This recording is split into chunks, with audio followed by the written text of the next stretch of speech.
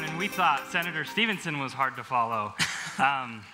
We're very grateful to be here today to present our successful cloning research. But in all seriousness, we are honored to be here today to tell our story.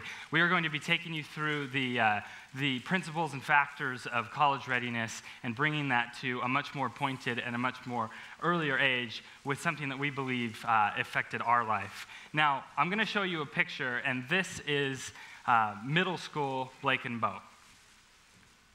Now, okay, puka shells were big, all right?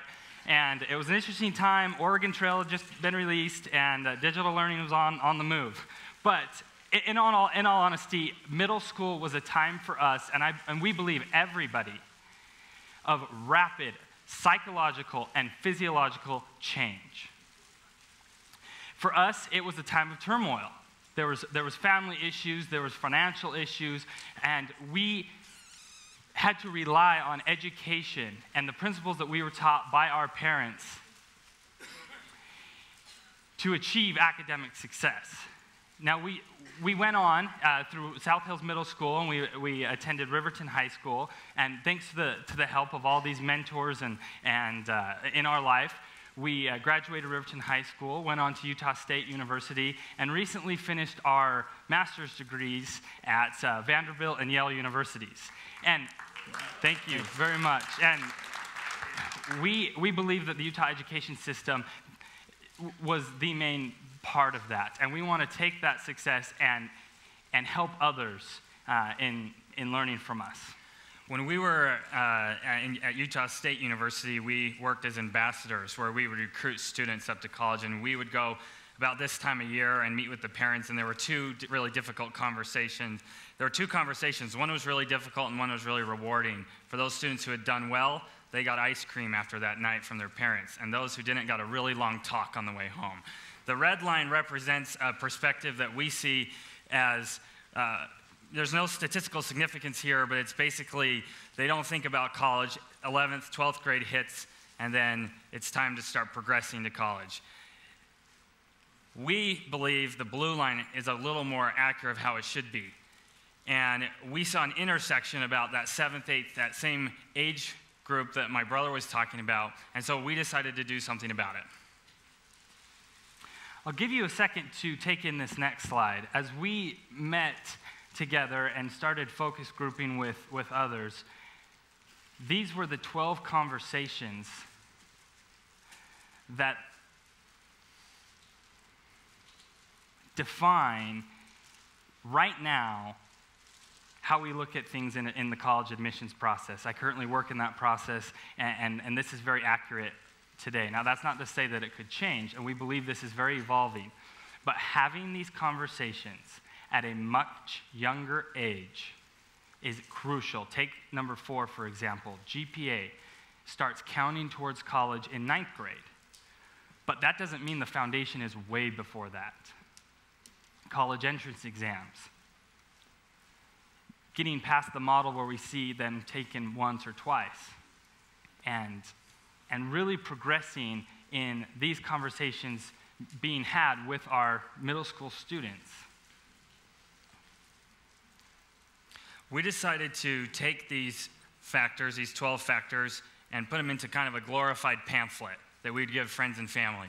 And when I was back east, I had the privilege to meet Professor Clayton Christensen.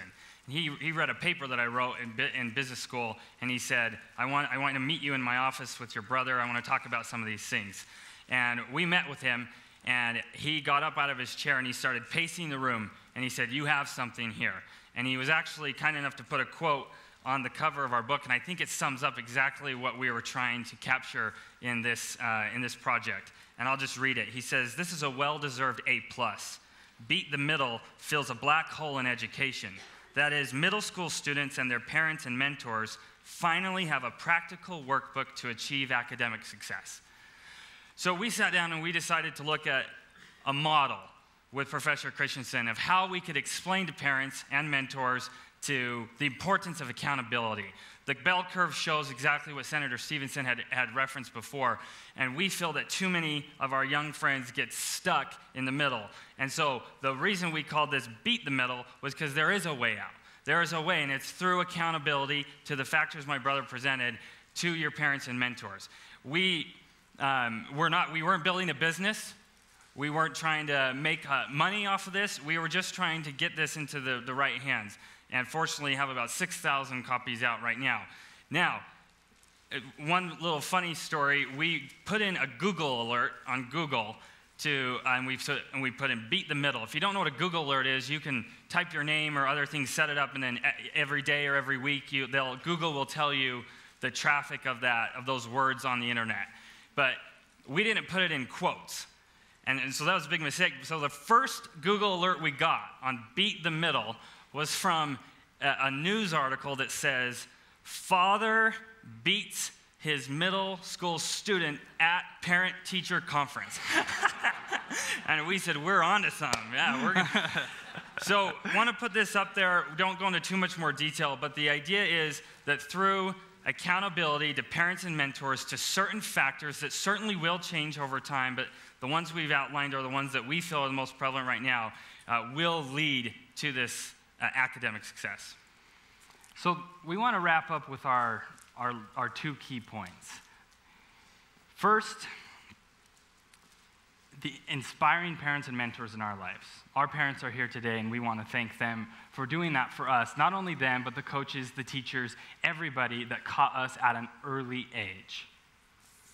And second, accountability to the right factors over the right period of time. It's got to be earlier, and it's got to be progressive, and it has to be something that is a conversation, and if we want to move the needle on academic success, and especially the statistics that we're talking about today with graduating high school and college access.